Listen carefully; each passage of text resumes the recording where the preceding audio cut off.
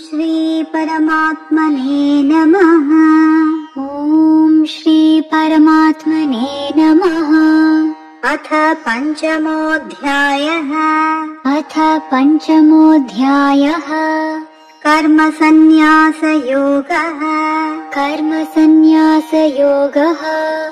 अर्जुन उवाच सन्न्यासं कर्मणां कृष्ण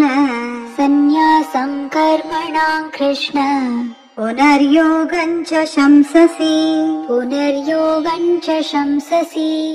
यच्छ्रेययेतयोरेकम् तन्मे ब्रूहि सुनिश्चितम्। श्रीभगवानुवाच सन्न्यासः कर्मयोगश्च निःश्रेयसकरावुभौ तयोस्तु कर्मसन्न्यासात् कर्मयोगो विशिष्यते। ज्ञेयः स नित्यसन्न्यासी यो न द्वेष्टि न काङ्क्षति निर्द्वन्द्वो हि महाबाहो सुखं बन्धात् प्रमुच्यते।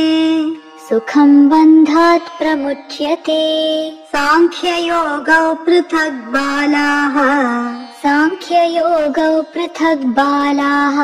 प्रवदन्ति न पण्डिताः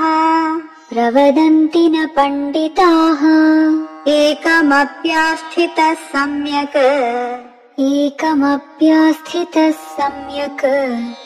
उभयोर्विन्दते फलम् यत्साङ्ख्यैः प्राप्यते स्थानम् तद्योगैरपि गम्यते। एकं साङ्ख्यं च योगं च यः पश्यति स पश्यति सन्न्यासस्तु महाबाहो दुःखमाप्तुमयोगतः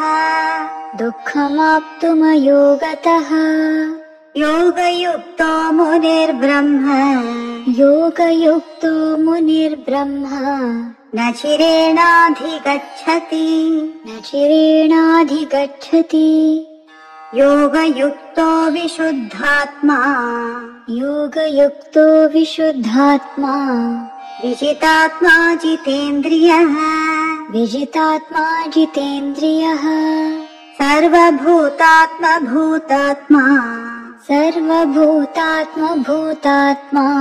कुर्वन्नपि न लिप्यते नैव किञ्चित् करोमीति युक्तो मन्येत तत्त्ववित् पश्यन् शृण्वन् स्पृशन् जिघ्रन् अश्नन् गच्छन् स्वपन् श्वसन् प्रलपन् विसृजन् गृह्णन् उन्मिषन् निमिषन्नपि इन्द्रियाणीन्द्रियार्थेषु वर्तन्त इति धारयन् ब्रह्मण्याधाय कर्माणि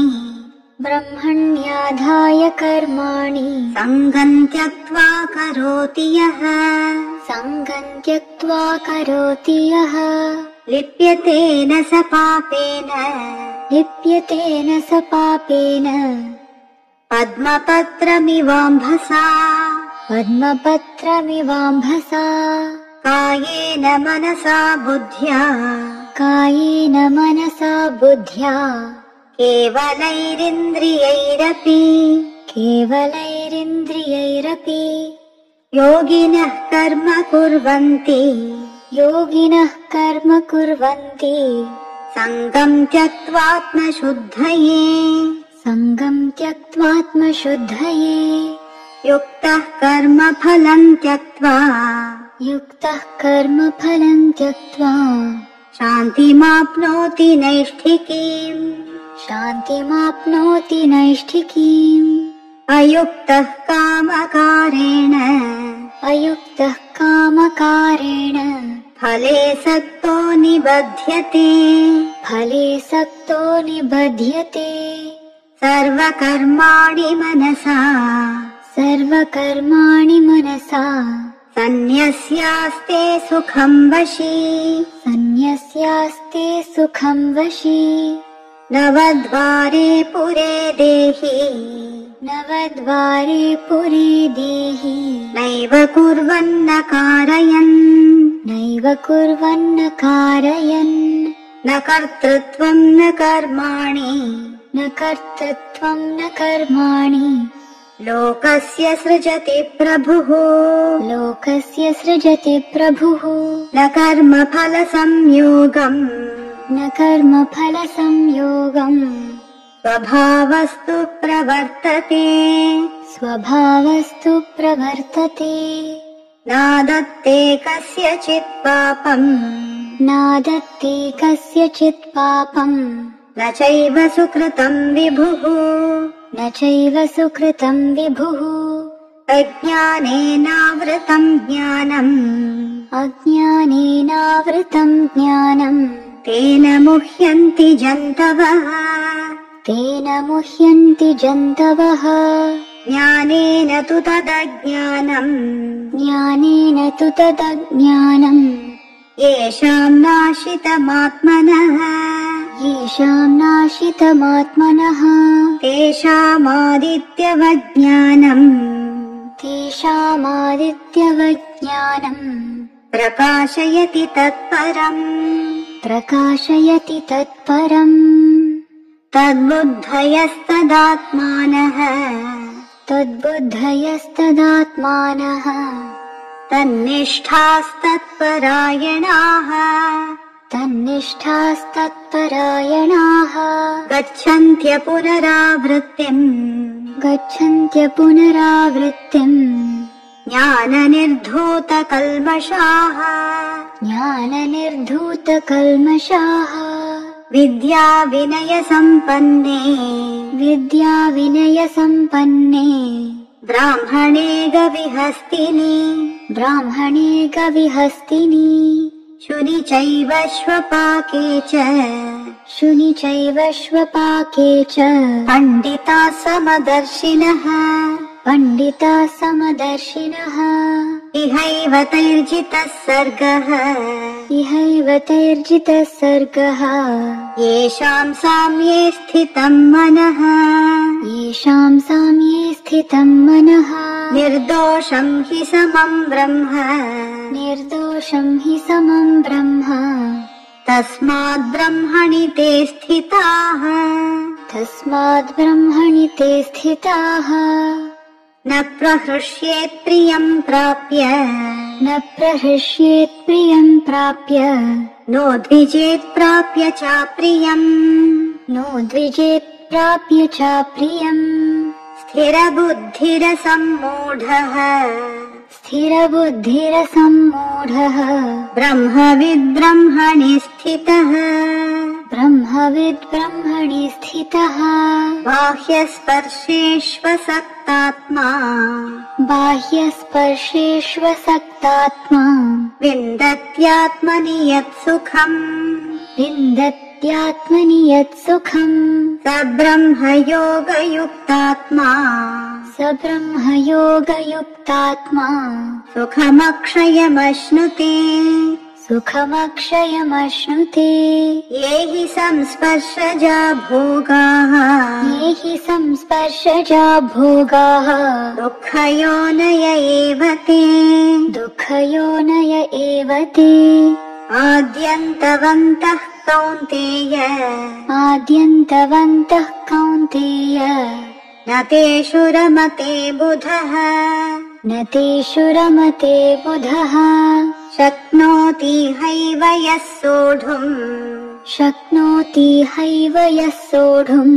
प्राक्शरीरविमोक्षणात् प्राक्शरीरविमोक्षणात् कामक्रोधोद्भवम् वेगम् कामक्रोधोद्भवम् वेगम् स युक्तः स सुखी नरः स युक्तः स सुखी नरः योऽन्तः सुखोऽन्तरारामः योऽन्तः सुखोऽन्तरारामः तथान्तर्ज्योतिरेव यः तथान्तर्ज्योतिरेव यः स योगी ब्रह्मनिर्वाणम्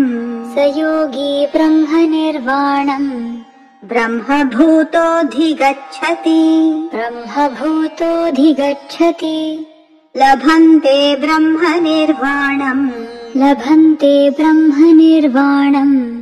ऋषयः क्षीणकल्मषाः ऋषयः क्षीणकल्मषाः छिन्नद्वैधायतात्मानः